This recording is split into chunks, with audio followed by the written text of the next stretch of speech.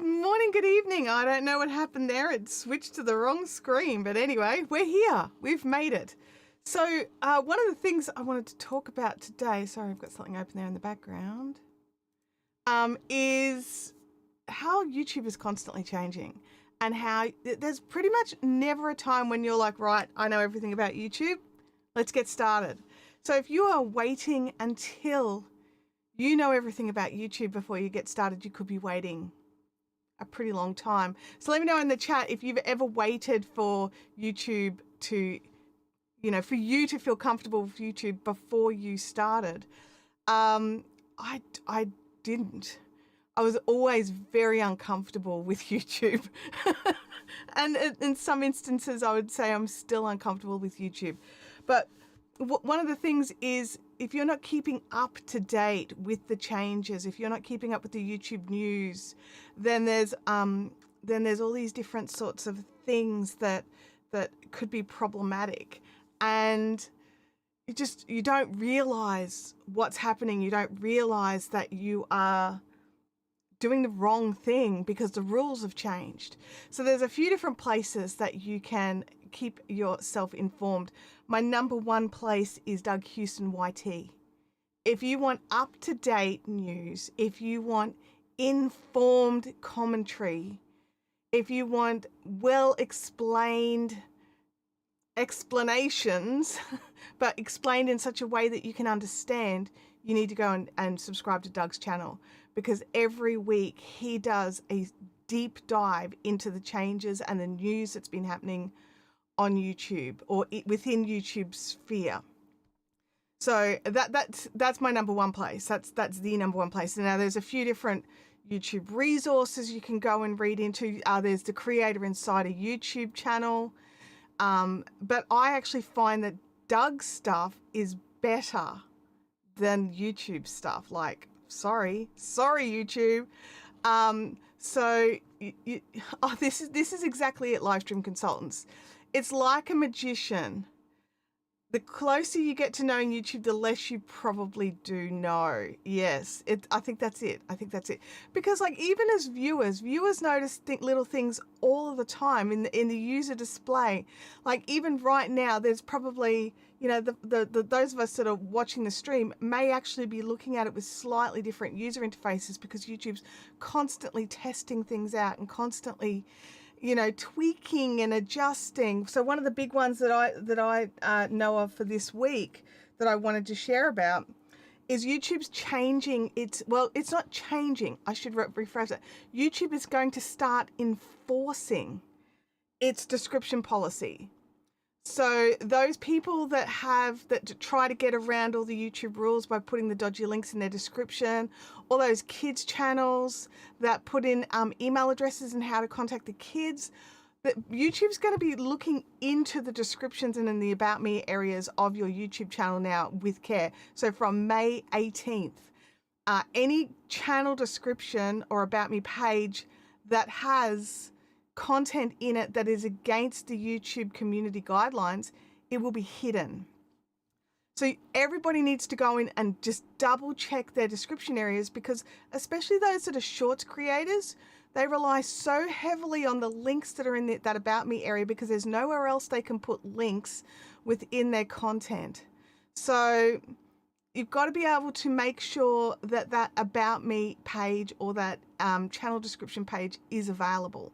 And so this includes the text, the links, everything. So those people that try to get around the kind of links that they're using by actually typing them out as text, that's going to be an issue as well. So be making sure that you know what's in your About Me page and in your channel descriptions. Go in and double check that, because from May 18th, YouTube will be enforcing that. And this is one of those things, it's always been in the rules.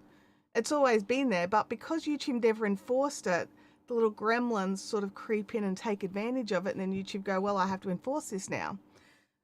So being able to have that sort of information where you can get in, like today, as I'm live streaming here in Australia, it's May 11th, so it might be May 10th for you in the USA.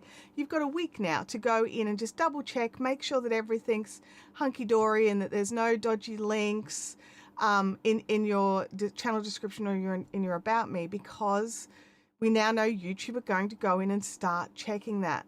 I really hope there's some really dodgy channels out there that use the text. So I just copy and paste this link in their description areas, and I really hope that they feel that. But unfortunately, there'll be some people that are very innocent that will probably get rolled into it as well because they didn't know the change was coming. So understanding YouTube, like this is the platform that we're building our lives on, that we're building our livelihoods on, I should say. We're building our businesses from. Now, those of us that are, understand business a little better, we all know that you cannot build your entire life around a moving base. So having your entire livelihood based off of YouTube, and you don't have an email list, and you don't have a newsletter, or you don't have another way to contact your subscribers outside a platform, you should be doing that. You should be making sure that that is there for you. So create an email list. I do have an email list. The link is in my website, which I forgot to grab and bring over. So if you want to check that out, you can sign up for it on my website. But, like there's lots of email lists out there. Doug's got a regular email that goes out. Can-Do Creators has an email that goes out. Daryl Eves now has a newsletter that goes out every week. All of these things, you can go and find these different newsletters to keep informed. So find the ones that resonate with you or get them all. Newsletters are free. So you can go in and you can read all the news, and if some of it duplicates, whatever, but you might glean something from one that wasn't in the other. It might be worded differently, so maybe it clicks better. This is your platform. This is where your income is created. This is where people find you. If you don't make it possible for them to find you off this platform as well, life's going to be very, very hard. Absolutely. Livestream Consultant says also we have our BMAC, so Buy Me a Coffee. Buy Me a Coffee has really stepped up its game. So it used to just be a way that you could just give someone a coffee. Now you can build out a website there. Now you can make deliverables there. There's so many options that you can use using the free Buy Me a Coffee. Yes, they take a small portion of each of the coffees that you're given, or the monthly subscriptions that you're given. Then that's just how it is. But I can tell you right now, it's considerably less than YouTube. I think now, obviously, this may depend on currencies, what have you, but I think that the Buy Me a Coffee take about 5%, and then Stripe, who are the payment processor, they take about 5%. So in total, I lose around 9 to 10%, whereas the likes of YouTube, things like that, there's more like the 30% mark. Now, there's obviously, I don't mind if YouTube take 30% because they offer so much, but and payment processors will always take their cut. But Buy Me a Coffee only taking about 5% to have that whole thing. I've got a website. I know how much websites cost to host, to maintain, everything like that. Having everything available on Buy Me a Coffee is also super useful. So if you don't want to build a website, go and look in the options there for building out a page there. So you've got somewhere to refer people to. And then buy your domain, and like your user domain that you want, and then retarget it to your Buy Me a Coffee. So you've got the cost of your domain and then the Buy Me a Coffee website. So you could still just give people, like say chantellehills.com, which for me, it will go to my website. But if I retarget it, it could just drop people straight into the Buy Me a Coffee page. There's so many ways that you can do things that just make your life so much easier if you just know they exist. And that's the big thing. There'll always be someone who, oh, you didn't know that. And it's like, no, I didn't know that. And they try to make you feel smaller because you don't have that information. That's not what we do here. If you have a question, you ask your question. I'm going to say this and regret it straight away because I know some of you, but there's no question that's too silly to ask. And here comes the silly questions. Well, the non-silly questions. It's definitely, or maybe there's no silly relevant questions. I do have coffee, and I also refreshed my water today.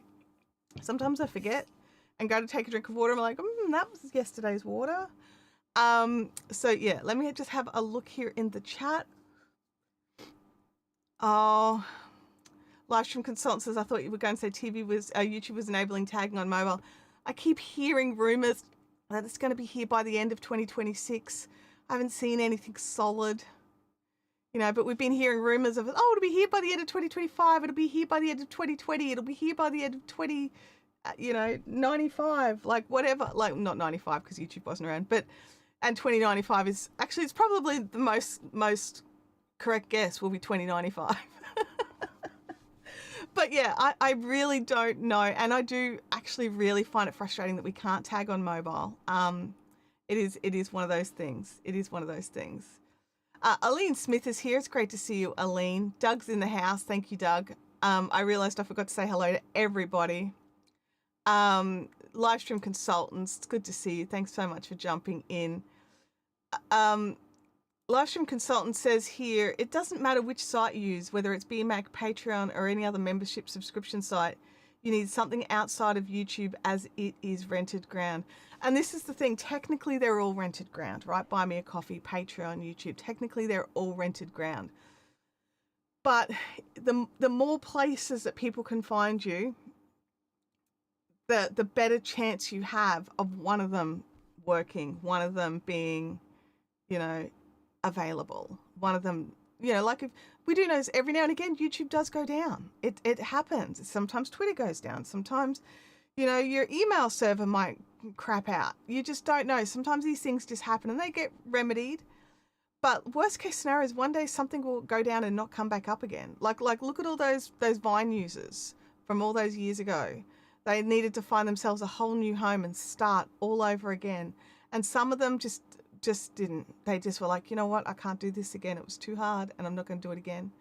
So making sure that you've got, like if you're a content creator and you do create shorts, put your shorts up on other platforms.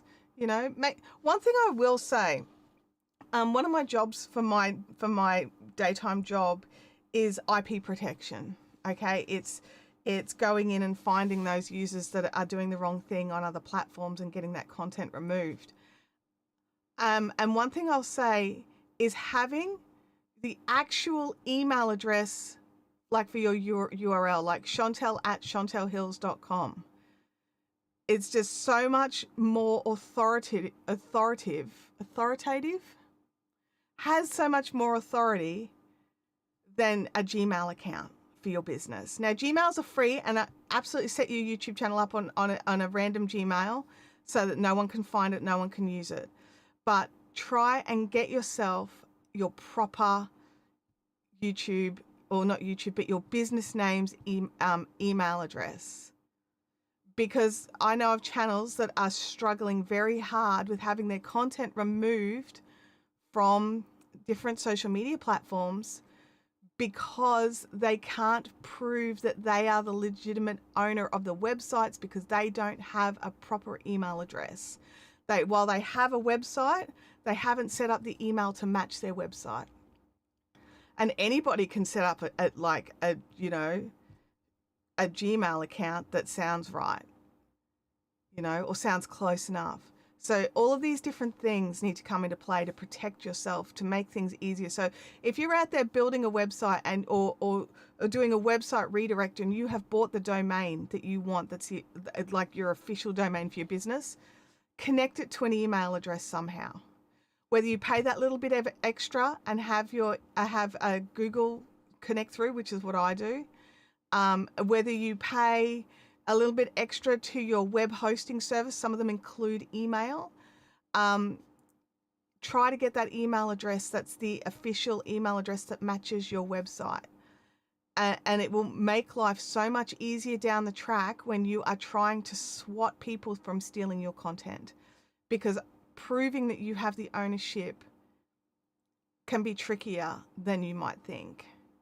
Because there's some websites like TikTok that they don't care if your videos went up first on YouTube before the person on TikTok stole it. Whoever put it on TikTok first tends to be the the one that they leave, the one that they won't remove, because they're like, well, it was here first. So how's yours first? It's like, well, it was on YouTube 3 weeks before that. And they're like, yeah, we don't care about that. So, you know, sometimes you can get it removed. Sometimes you can't. I've just realized I think my phone is not on silent. Let me just fix that right up. Oh no, it is on silent. I don't know why it vibrated. Something vibrated. But yeah, it's one of these things where it's really important for you to be protecting yourself going forward. Oh, Renee promised again last week. Oh my gosh. Yeah, I do keep seeing the promises, but I don't see any action. So, you know, I'm one of these people that I don't really trust promises. So, when you're paying, it's true, but when you're paying for a service versus free, it's food for thought. Absolutely. Those places that charge you to be there, they're more likely to be there longer, but not always. It depends. Leanne, it's great to see you. Thanks for jumping in. Doug says, I got a lovely email from vidIQ the other day from a Gmail address. That is really interesting. Really? vidIQ is sending from Gmail. Okay. I did that. Took me a while to get it correctly, along with other domain things that came with it.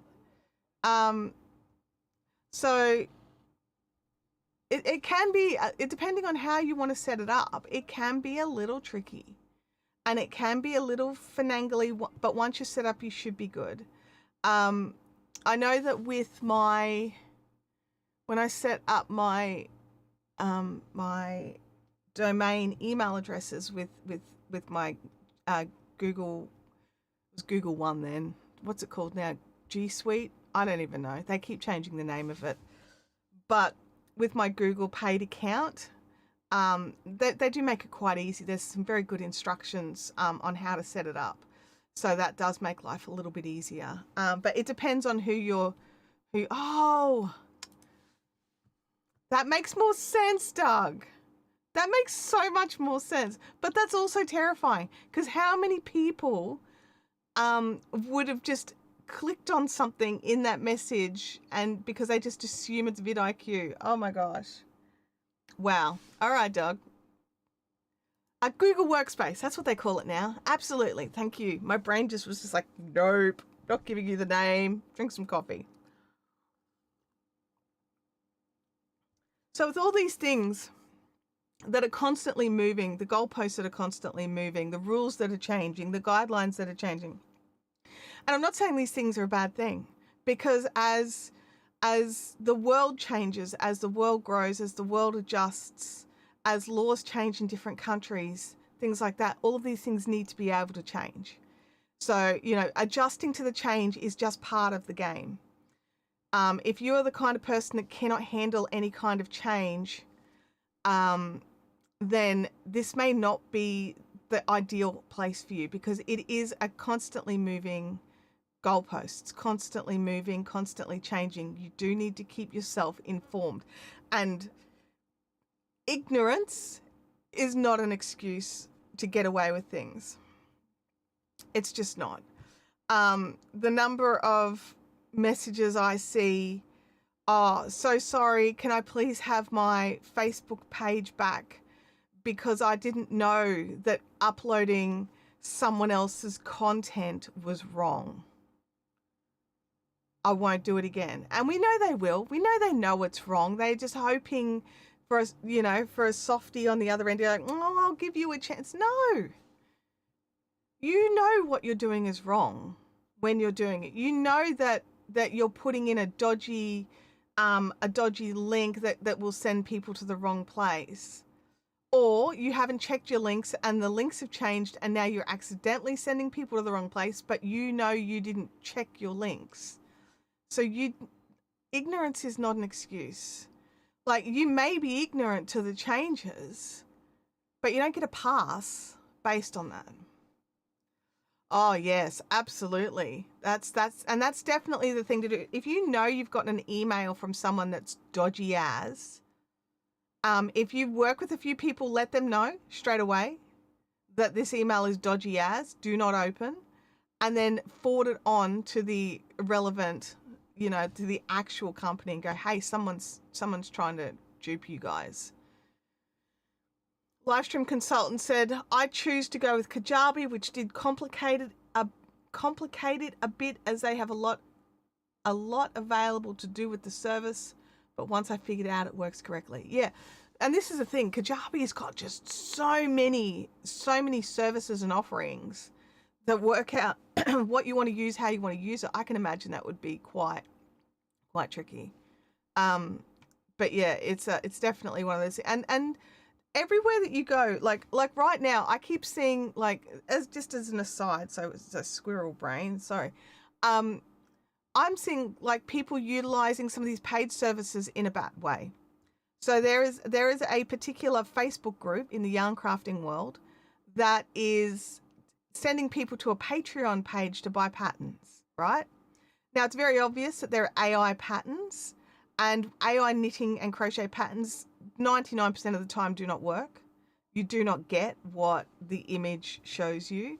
And these particular people are making it so that you either have to join their Patreon, which they've made reprehensively expensive, so $85 Australian a month to join their page, or you have to buy the pattern before you find out any information. You see a picture of the pattern, a little blurb, like a little cutesy, look at this beautiful thing and these beautiful sleeves and this great construction, blah, blah, blah, blah, blah, buy now.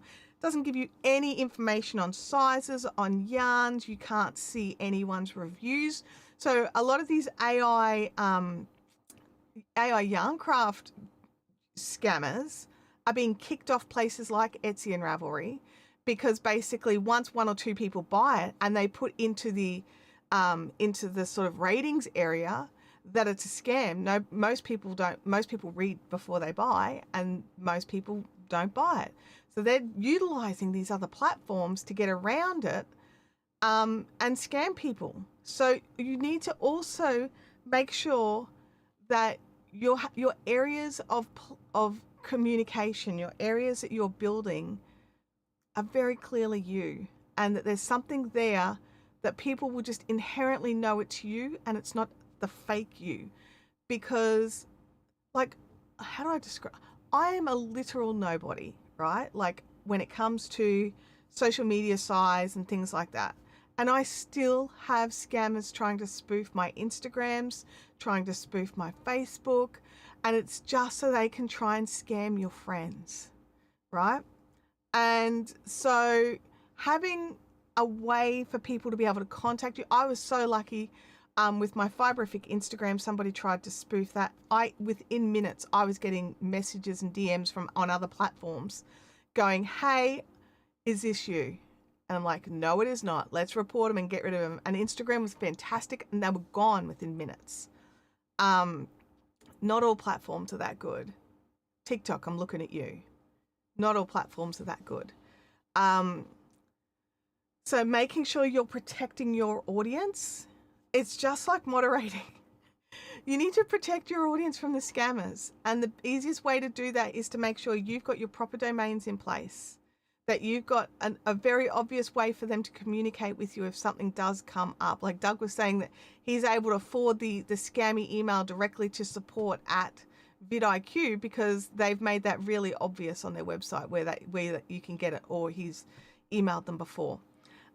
So I'm absolutely understanding these things. If I get an officially worded email and it comes from a Gmail account, I just instantly delete it. I'm sorry. I know of businesses that just solely rely on the free Gmail. But I'm probably very unlikely to do business with you, because I can't tell if you are the legit version of yourself or not. Now, it's different if I'm like an in-person situation and they're literally writing it down and handing it to me and I see that, that's a different thing. But if I'm just getting a cold email and it's from some random string of numbers at Gmail, or a couple of words that seem relevant and some numbers at Gmail, or even just the at Gmail, I'm really just going to look twice at that. I'm going to side eye that so hard. I'm going to side eye it so hard before I do anything. I certainly won't be clicking any links in it. Doug saying, oh, so hang on, Livestream Consult says, I still haven't figured all of it out yet with Kajabi. Give me time and I'll get it. Absolutely. 100%. Don't use Gmail for your newsletters. There's a couple of different reasons you don't want to do that. One, quite often the newsletters will go to spam.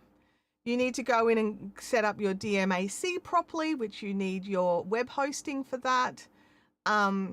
You need access to be able to go in and prove that you're legitimate, and otherwise you'll either go to spam or promotions if you don't have it set up properly. Now, sometimes even if you do have it set up properly, you'll still get sent to promotions, but that's way better than going to spam, honestly. But yeah, like, just, if you're trying to run as a business, if you're trying to run as some sort of business service or anything like that, the easiest thing that you can do is set up a proper email account. And yeah, it's going to cost a little bit of coin. It really is, but it's not prohibitive and you've got lots of options. You can do this. You can absolutely do this. Leanne says reporting is key as soon as it's spotted. Even Facebook had reacted quickly for me reporting. Absolutely. Now, unfortunately, Anne, there are some platforms that don't move quickly, and depending on how big your audience is, some serious damage can be done before they finally get around to it. But Facebook and Instagram, so Meta, they're pretty good at it. I reported 2 different accounts. So one was for me, one was for a client. I reported stuff on Instagram. It was gone within minutes. I reported stuff on Twitter or X. I think it's 2 or 3 weeks and still no action. So yeah, you're just like, oh my gosh, okay. And you need to take these things into consideration as well. Is how well or how easy does the platform you're on, make it for you to do the right thing? So they want all these scammers and spammers gone. They want them gone. They want the bot accounts gone. But how easy do they make it for you to report them and get rid of them? Like, a lot of them make it very easy to report, but they don't actually do anything with the report.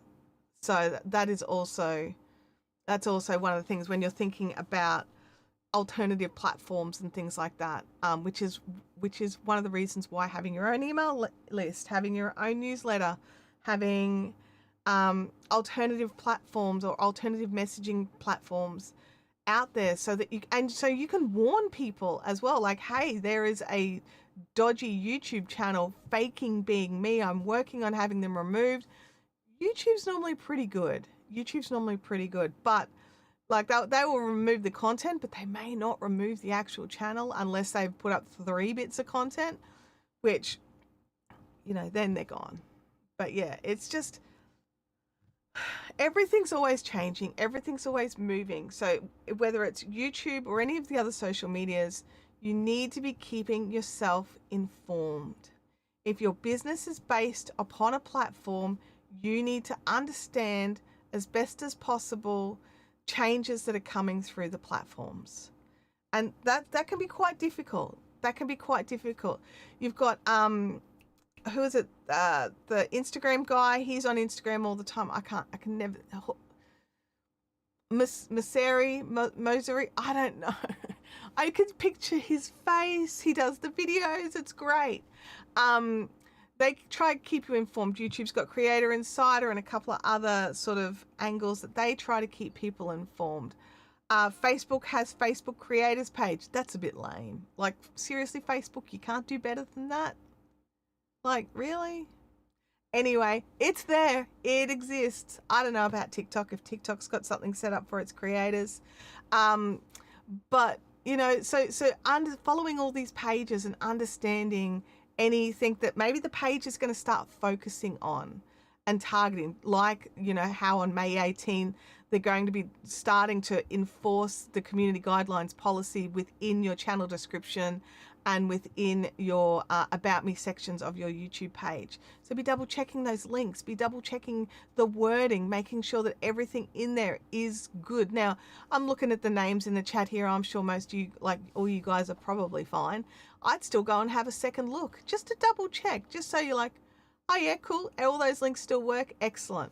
Because one of the things that I've noticed over the years of working for different creators, working for different people, is people forget to check links. Well, it's just one of these things. That post went out, it's gone, it's done with. And over time, that link may have changed. Now, if it's your monetization, so if it is something like a referral link or something like that, that could actually be costing you money. People could be clicking it, and you may not be getting your income from that referral link. You need to be double checking that your referral links are still good. Now, personally, I utilize Thrifty Affiliates. Thrifty Affiliates? Yes. They're a WordPress, sorry. They're a WordPress-based theme where you can go in and put any link in, and it creates you a custom URL with your website, and then you can name it. So chantellehills.com at chantellehills.com / random Amazon thing, and you can name it. You can be like Cool Light, or be more specific. Don't name it Cool Light, but be specific about what it is so people know what they're clicking. And so you can put those into your description. Now, you can't do it with actual Amazon things because Amazon don't like you to do that. So let's be clear about that. But if you've got an affiliate link to, say, someone's education program, like say you've got an affiliate link to Tuber Tools, right? You can actually have that chantellehills.com / Tools. And then when people click that, they can go right there. Now, if my affiliate link changes, I don't need to go into all my YouTube videos and change that link. I can go into the WordPress WordPress plugin for Thirsty Affiliates and just change the link in there. And that changes it so whenever the very next person clicks on it there, it'll send them to the correct place. Yeah, words, Doug. Words are just not working. Makes it really hard when you're live streaming. No.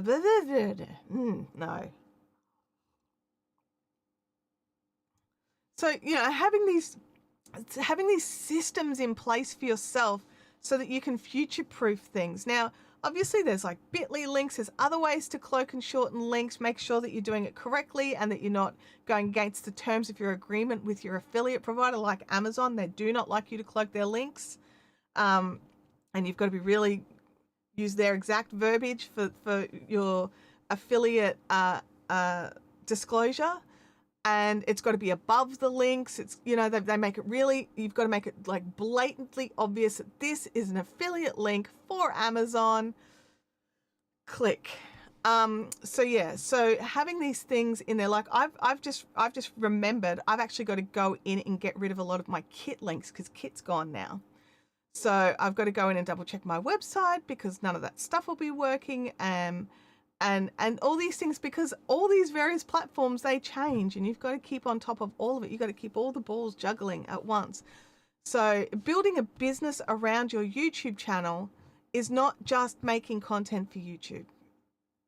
It's not. That's a first step. That's something that you have to do or you will not get the eyeballs on your links. You will not get the eyeballs onto your website, things like that. So you do need to be making the content.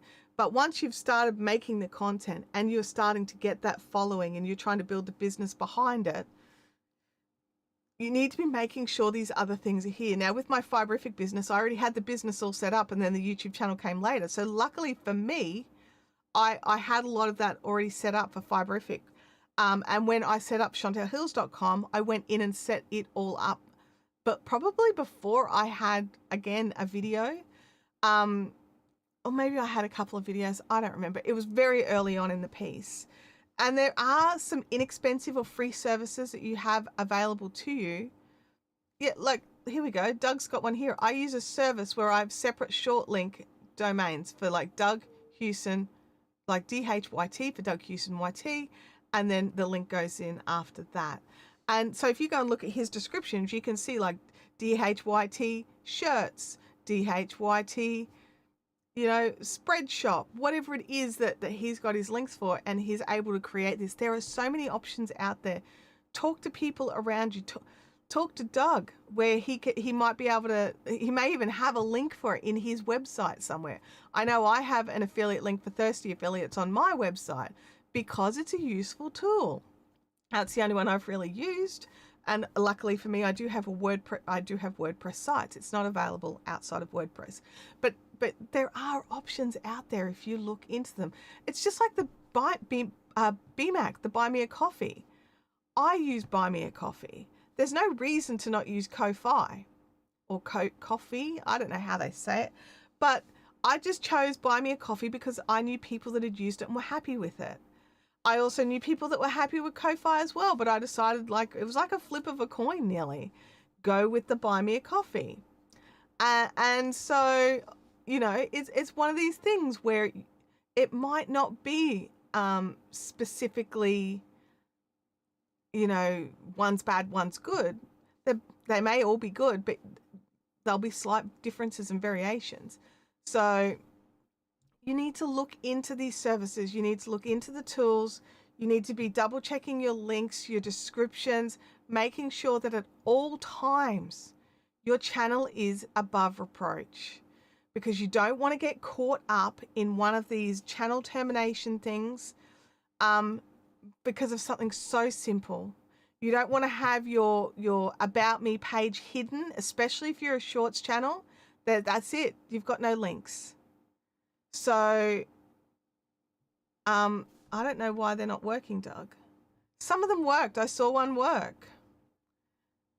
Oh, there we go. It's just taken a while. Yeah. I don't know why the coffee one's not working. Sometimes they just get glitchy. But yeah, so having a checklist. It doesn't have to be weekly. It could be quarterly. But right now, I'd be jumping in and double checking every link on your About Me page.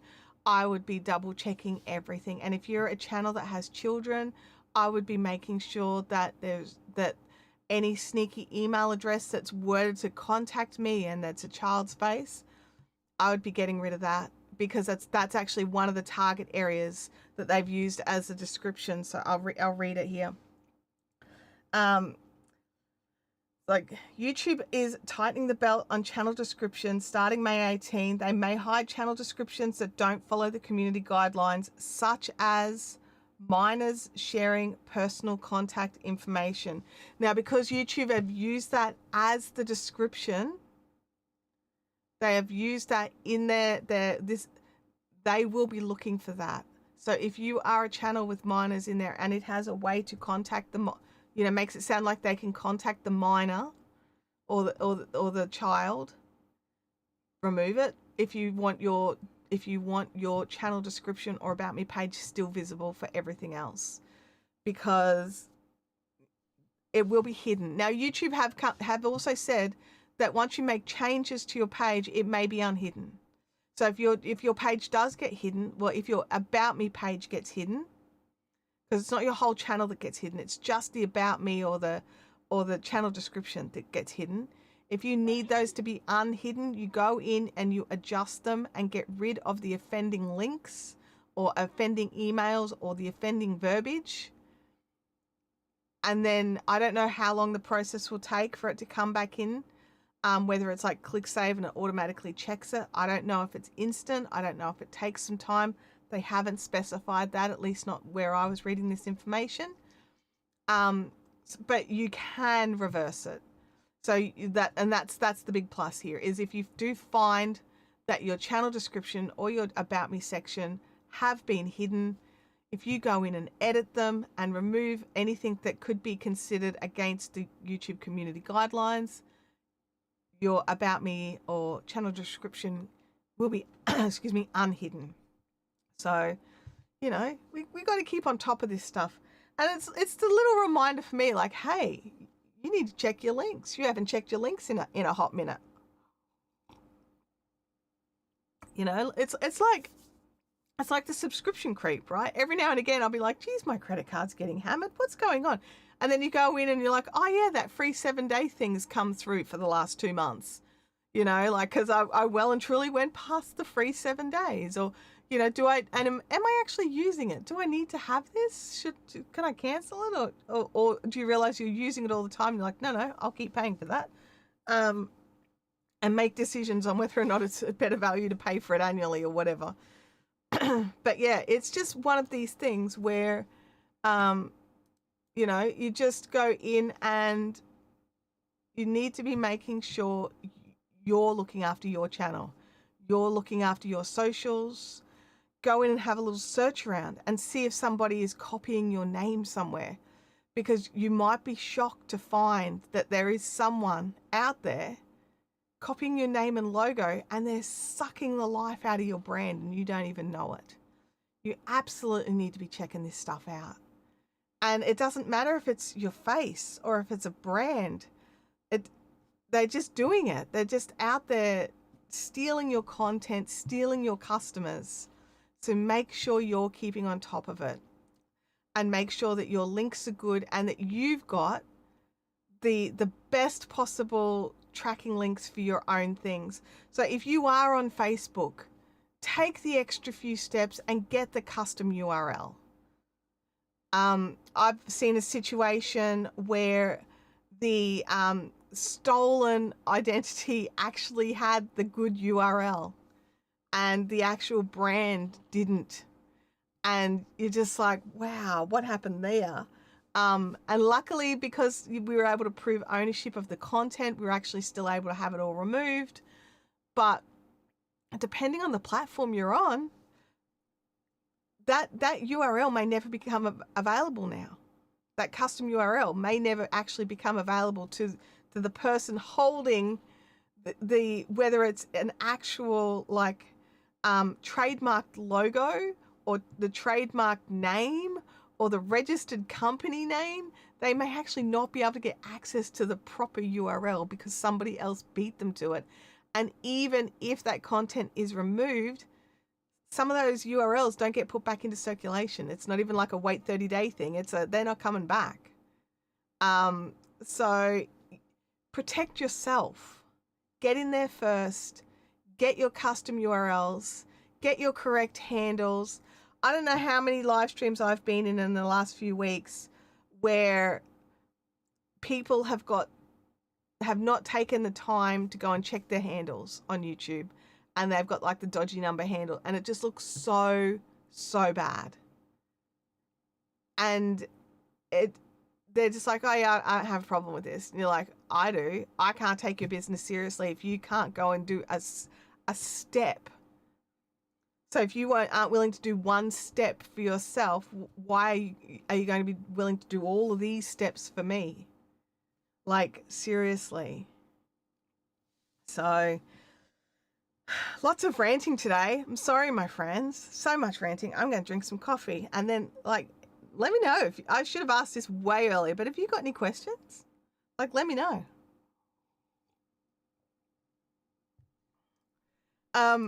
One thing I will say to my friends here who are very kind and who are gently nudging me in the direction of getting a course and a book written, I have actually officially sat down and started the proper path for the book. I had to have a think. I couldn't do both at exactly the same time, and I had to make a decision which one to focus on first. And I've decided to focus on the book first. I've set it all up. I've got everything in place now, and I'm putting words in every day. Obviously I'll need to go back in and tighten up and change it and things like that. But the process has started. I've got the, the first couple of thousand words are in. It doesn't sound like a lot considering it's a book. But for me, getting that initial going, like away from just notes and away from just a random notes app with ideas and things, it's all been paid, like spread, like I've got the chapters I want to cover. Obviously that things can change as the process goes, but I've got everything all sorted into where I want it to be. With like I've moved a lot of my notes into those chapters, but I've also sat and written out sections now, and I'm not there yet. Like the book's not here, okay? But the I think I might write a book too. I'm set up now, and I've started writing, and filling out all of these. Like I didn't realize how many notes I'd taken. I knew I had like all these ideas for it, but I didn't realize that it was just so randomly full on. Now, I should warn you all, we do have construction happening in our yard, and I can just hear it coming past my office now. We're having a new fence built, and they've obviously got like something big out there with the engine I wasn't expecting, but they're out there digging holes for posts. So, but yeah, yeah, it's actually happening. Leanne says, woohoo, oh boy, I was going to ask if that's been done. It has. I can't wait to have an author Chantelle's book on my shelf and to share the news. Well, it's not going to be a yarn craft book, Leanne, so it might not be up your street. Although you're a moderator, and it's all about YouTube moderating. So, yeah, the beginnings of the mercenary moderator. I'm not going to be leaning in the mercenary direction. I do have a working title for the book, which I don't know if I want to share or not yet. So I'm not going to just share that just yet, because it's a working title. So, you know, it could change. And it is a start. It's absolutely a start. And I've set up an app that reminds me. So if I get like sucked into other projects and other things, I'm getting regular reminders to go back in and actually,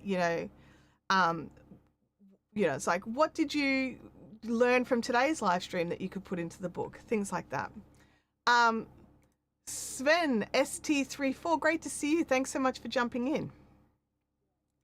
Leanne says it absolutely will be on my shelf. Okay, Leanne.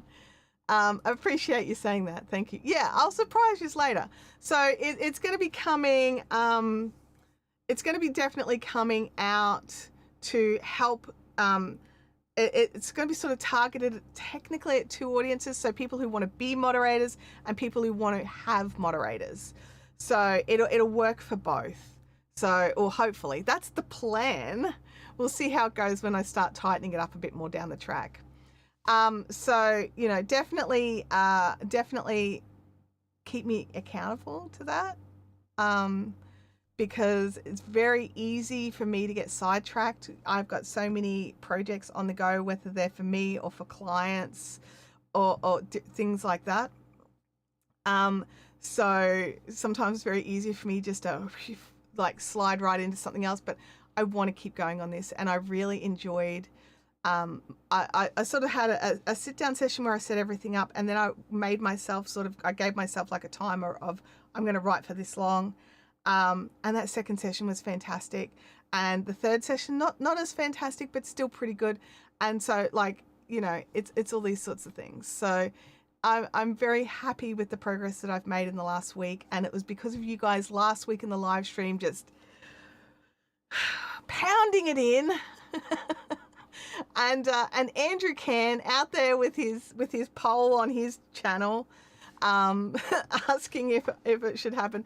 But I did make the decision that while I do want to have a course down the track further, I think I want to do the book first. And I think writing the book will help me to get things sorted for the course. So we'll see how it goes. The Lady Thor. No, it's not that. The art of the van hammer. So yeah, it's one of those things. Sven, I appreciate you saying that, but I truly believe you have the subscribers you deserve. I don't give YouTube what it wants. I give what I want to give, and the cost of that is that not everybody likes to watch live streams, and so it does make the channel grow slower. And it's a conscious decision that I've made. because I personally prefer to live stream. I do make the occasional video here and there, and they do pretty well. But I really do love live streaming, and I really and to my own detriment to you know. So I truly I say thank you very much for the kind words, but I also understand that I have exactly what I deserve. So yeah, education is the first important thing. I think understanding the platforms that we work on and understanding our audiences that that we're trying to serve. If you don't have those two things in your pocket, you're going to struggle a lot on these platforms, not just YouTube, where I do speak YouTube specifically, but on every platform. If you don't give your audience what it is that they want, they will let you know that they're not happy by not watching what it is that you put out there. So if you have a channel where, and this is a conversation that I've been having with a few people that ask me about YouTube out in the real world. They're like, oh, I want to make a channel where I do cooking and you know, lifeisms. And I'm like, well, you can do those together. You can, while you're cooking, you can be talking about life and you know, things like that. And they're like, no, I want to have videos that do this. And I want to have videos that do this, where I'm sitting in my garden and, you know, I'll be weeding or something and we're talking about that. And I'm like, so do you want to have a gardening channel or a cooking channel? And they're like, well, I want to have gardening, I want to have cooking, I want to have knitting, I want to have dyeing. And I'm like, I understand that that's what you want, but you need to understand that's, at this point in time, that's not how YouTube works. There will be people who will come for your gardening content and have zero interest in everything else. There'll be people who come for your cooking content and have zero interest in everything else. There'll be people who come for your knitting content and have zero interest in everything else. And unfortunately, when those knitting people turn up and it's a cooking video and they click away, that sends a message to YouTube that people aren't actually interested in everything that you're doing. So you'll be suggested less. So you need to be making sure that you are making the content for the people that you want to show up on your channel. And absolutely, there will always be an overlap of different people. There really will. There'll be people who are interested in more than one thing.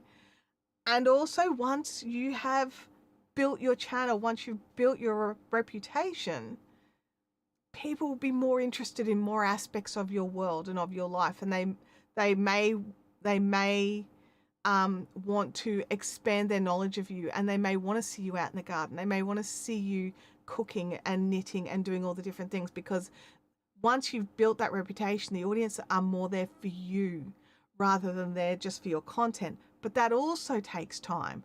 So you sort of have to choose the thing that you love the most first, the thing that you can talk about and wax lyrical about for hours first, and then go from there and build your audience up, build your content library up, and then do a little test. But really, it's a case of one audience, one channel, a second audience, a second channel. And that's kind of how it is at the moment. Excuse me. And we know YouTube changes. So it may not be how it is in 5 years' time. We don't know what the plan is for YouTube. But for right now, with how the algorithm works, it's one audience, one channel. I agree with this statement. They should watch more live streams. I absolutely agree. Leanne's in here chatting to the replay viewers. Hello, if you are watching on the replay, thank you so much for being here. Please drop a comment in the chat letting me know that you're in the replay gang. I do try to get in and at least heart them, but sometimes I'll even ask you a question. So we'll see how you go. People must live in a healthy way. Well, I mean, I think people need to try just to live. But yeah, healthy is better. I agree. Doug's saying dropping facts. Dropping the facts. Absolutely. I drop lots of opinions and occasionally sprinkle in some facts. So yeah, we'll see how that all goes. We'll see how that all goes. Oh my goodness. More coffee. It was Mother's Day here yesterday in Australia. And this is my Mother's Day coffee cup that I got from my daughter. I know no one cares, but I love it. And it's the perfect size coffee cup for my coffee machine. as in it makes just the right amount of room for milk. It's awesome. My coffee machine doesn't always, it's not the easiest in adjusting how much water you can put in. Live stream consultants out here dropping the fire. Hey, you replayers, time to step up your game and watch Chantelle live and encourage her to get her book done. Yeah. I don't have so much I have a time frame in mind, but I also don't want to put out something that's crappy just to meet that time frame. Does that make any sense? Like, so I've got a goal, which I'm not going to tell you what it is, but I have a goal. And I would like to be all done and dusted by the time that goal time is here. But also, if I can't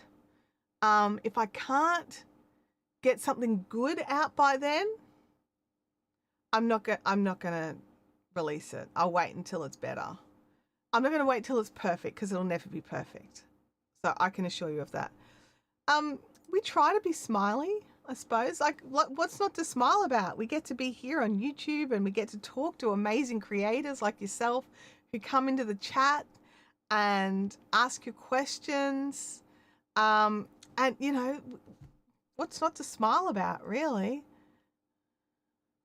It is not end of July.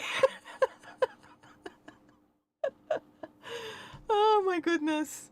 You can just keep dropping in your guesses, and from here on in, I'm just going to nod on all the guesses for the book name, the estimated date,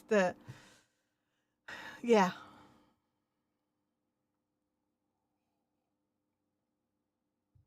But I've already lined up an editor. So I know someone locally who is an actual, like, proper book editor. It is their job. And they have agreed to do my book for me.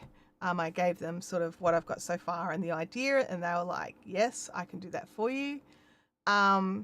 So I've got an editor lined up.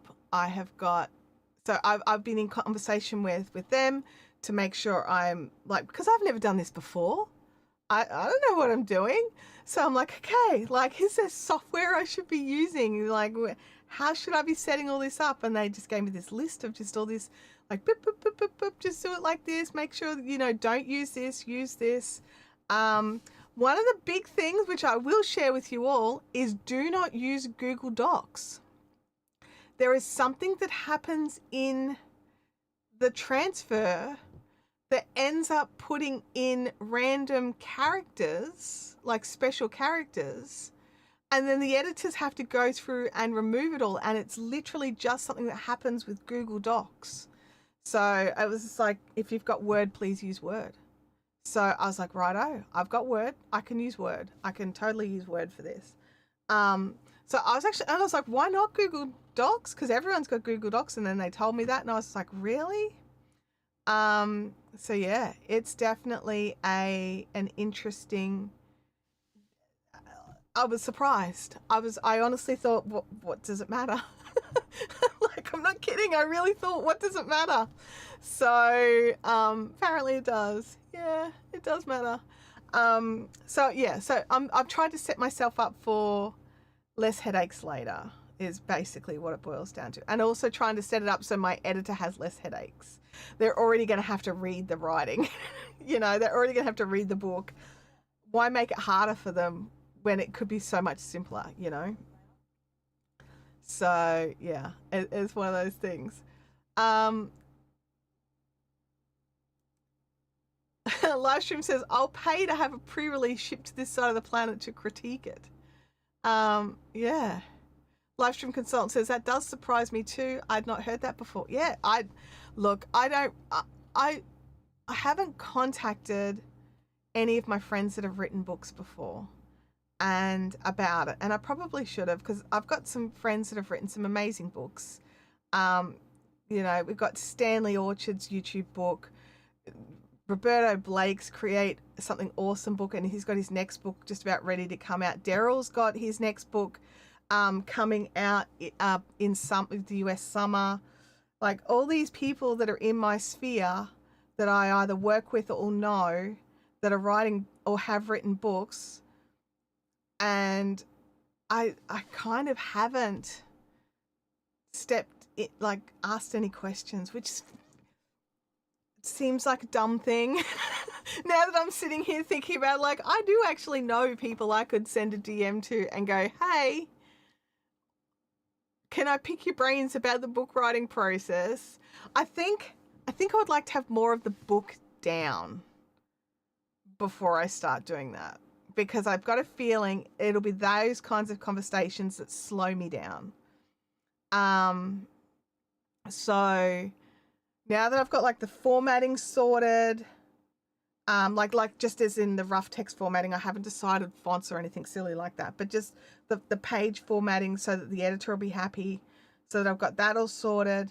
I can just write. I'm just going to write and get it out, get it from in here into there, kind of thing. Yeah, and I think it also feels weird telling you guys that it started.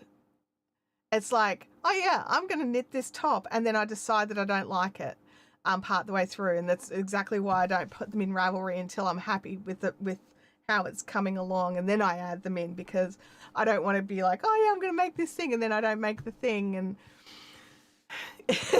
am I going to finish this book? I don't know.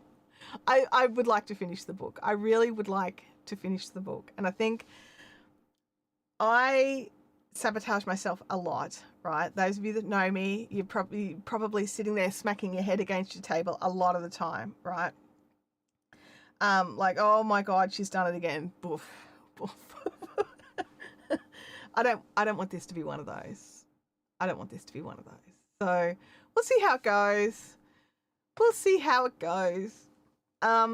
I mean, and the other thing is, I've got to look into it a bit more, but I'm not sure how long the process takes from when I finish the book to when I am self-publishing, and I will be doing it through Amazon. So I'm not sure that time frame of like from when I'm done and when the editor's finished and when the book is in essence ready. I've got, and that's something I don't know.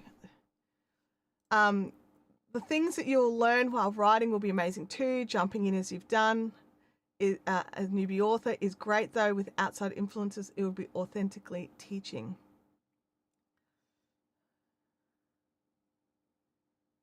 Oh, there you go. Google Docs puts in curly quotes, extra spaces, hidden non-breaking spaces or pilcrows when exporting to book creation software, according to ye old Google. Well, if they know that, why don't they fix that? Seriously. Anyway. But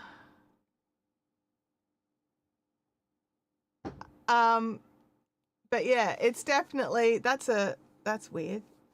We'll just,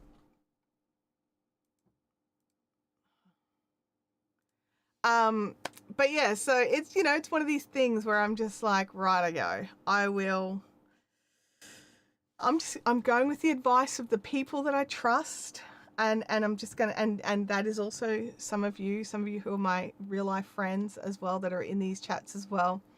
But yeah, this was happening. I'm like, oh my gosh, I can't believe I've told you guys. I wasn't going to. Well, no, I was always going to, but maybe not quite in so much detail. But yeah, so it was more of like a, hey, back off the course for a bit because it's not happening first. That's where I was going with this. Livestream consultant says, I never knew any of that until you mentioned it. I'm going to have to keep that in mind for myself. Yeah, look, I had no idea. In my brain, Google Docs and Word documents are totally interchangeable. I didn't realize that there was reasons why you wouldn't use one over the other for various purposes. I didn't even consider it. So yeah, it was a bit weird, a bit different.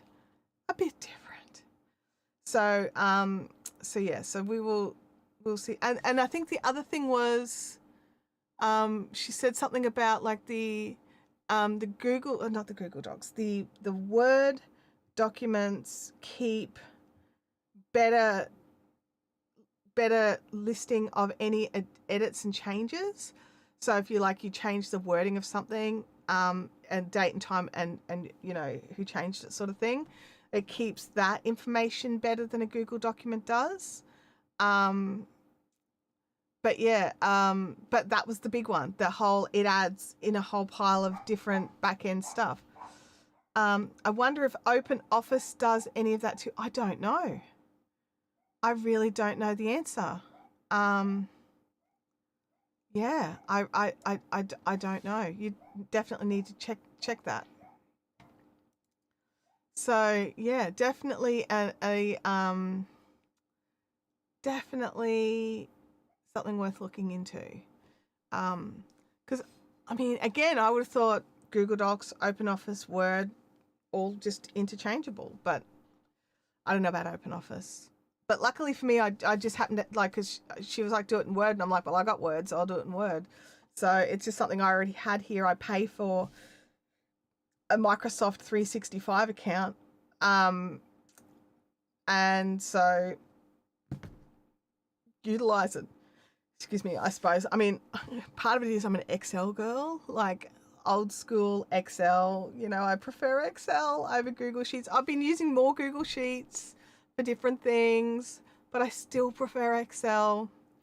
And I do have Microsoft storage. So, because, you know, you guys know I like backups to my backups. I don't just have things in a Google Drive. I have things in a OneDrive as well, so that if one of them is inaccessible for whatever reason, I've still got the other one, vice versa. I save everything onto 2 separate hard drives, as well. You know, like I'm paranoid ever since I lost all my tax information a few years back. And I had to like sign stat decks and all sorts of stuff for the taxation office, because I had a hard drive fail. It was all just on a hard drive. I thought I was being clever, having it all nice and handy to be able to take it to the accountant, but I didn't have it saved anywhere else. It was just on the hard drive, which was just so stupid in hindsight.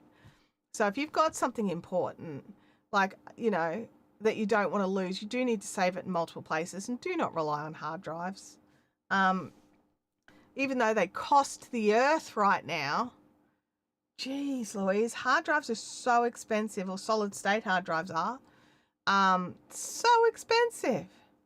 Like, kicking myself for not setting up a better hard drive system a couple of years ago, when, you know, I could have gotten like 10 terabytes of solid state hard drive for what I get 2 for now. It's just insanity. Absolute insanity. Let me know in the chat if you've had any issues with like cost of hard drives right now. It's not an Australian thing, right? It's a worldwide thing. So like storage, oof, awful. So yeah, it's a lot. It's a lot.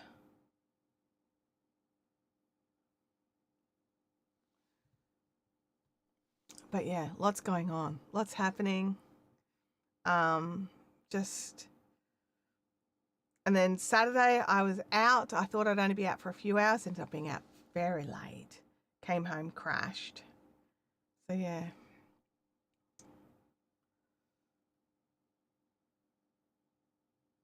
Oh my gosh, Open Office does the same thing.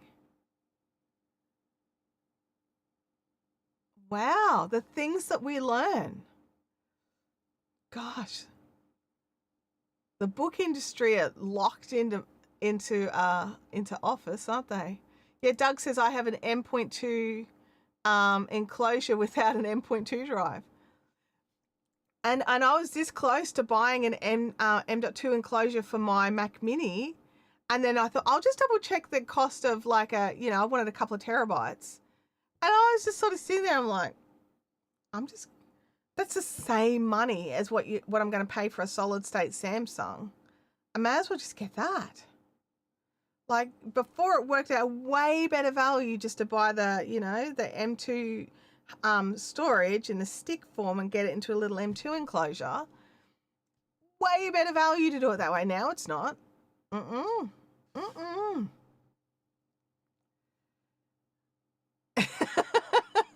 Microsoft has their claws into everything. Evil corporate overlords.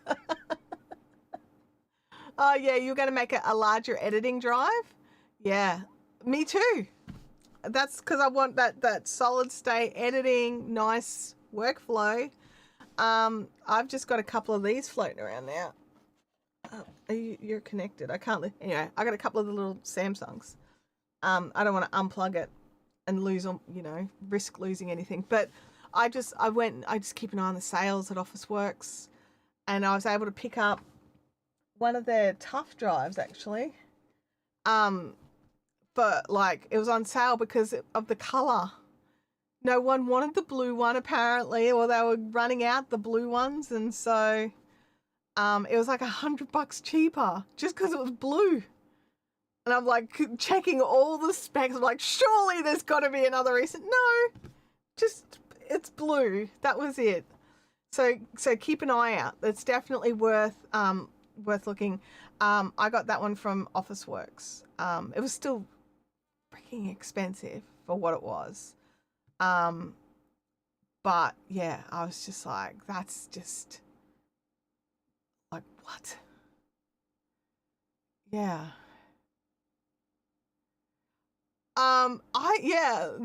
Even Linus has been talking about like how they're having to put their M2 into secure storage now. Just because it's just so expensive, and it's just shocking. It's just absolutely shocking how expensive it is. So, you expect this technology to get cheaper, but no, not at all. Not even remotely. But yeah, just it's insanity. It is absolute insanity. Just the cost of hard drives right now, and RAM chips is the other one. RAM is the other really expensive thing if you need to upgrade. I'm on a Mac, I'm locked into the RAM I've got, but it's one of these things where normally I would say wait, it'll get cheaper, but will it? I don't know. Isn't that crazy that the color made the difference in the price? But hey, a win for the buyer. I will take the discount. Yeah. Oh yeah, at the moment, no. I don't think it's going to get cheaper. So if you need RAM, if you can, I don't know, if I mean, I've got a computer here with RAM in it that I'm not even using. What? Mind you, I'm a Mac user now, so it can just sit there and gather dust, I suppose. Like, I never expected RAM to be one of those things that go up in value. It's like, that's insanity. That's absolute insanity. Anyway, so on that note, my friends, I'm actually going to go off and check out the damage that's been done in my backyard. It sounds like they may already be done. They've come in, they've dug the holes, they've put the posts in by the sounds of it. We've got to wait for the concrete to set, so they've got to come back another day. And yeah, I'm going to go and check that out, see what they've been up to. And I've got writing time in my calendar this afternoon. Oh, hang on a second before we go.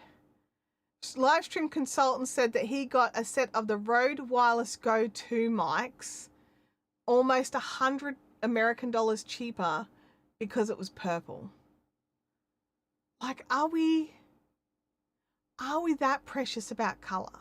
Like, are we? I don't know if we are. Let me know in the chat, like before I go, because, I'm very curious about this. Would you consider paying $100 more for something like mics? My discount on my hard drive was nearly $100 because of the color. Would you pay $100 more just because of the color of a piece of gear for your setup? So whether it's microphones, whether it's hard drives, monitors, webcams, whatever. Like, would you pay more to have like $100 more to have a specific color? Because in my brain, I'm just like, oh, hell no. But also, if you're like a person who has a favorite color, like, would that make you spend an extra $100 for the exact same technology just to get it in the color that you want? I don't know. I don't know the answer to that. Hey, Nordic Boys 2097 and Amazing Yacht Destinations. Great to see you back. Great to see you back. Amazing Yacht Destination says, I would not pay more for a colour. I don't think I would. I will say, in saying that, I have paid more for a custom colour on a spinning wheel. And I pay more for custom colours in my bobbins for my spinning wheel. So, I mean, that's the spinning wheel, the bobbins is only a couple of dollars, like $3 or $4 or something for the extra. But for the spinning wheel, it's a few $100s. It's like an extra $250 odd to have the custom color. Now, admittedly, the non-custom color is, in my opinion, an ick color. Some people love it. It's not one of my colors. So I was just like, I don't want that color.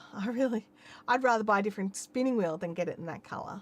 So I suppose it depends, doesn't it?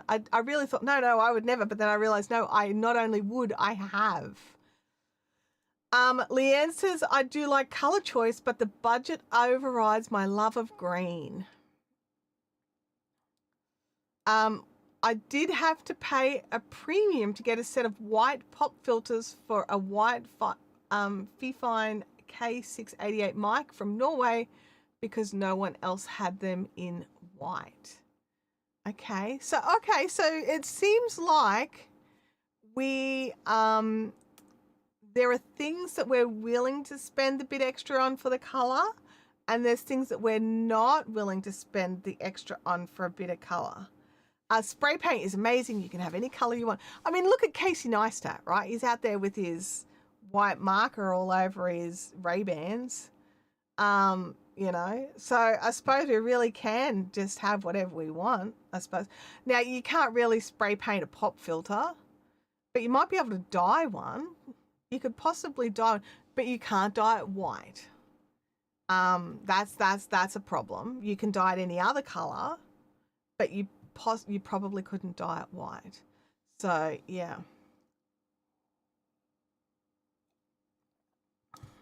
So, anyway, now it is time to really go because A, I've finished my coffee, and B, I need to get on with some other parts of my day. It is just after 10 in the morning here.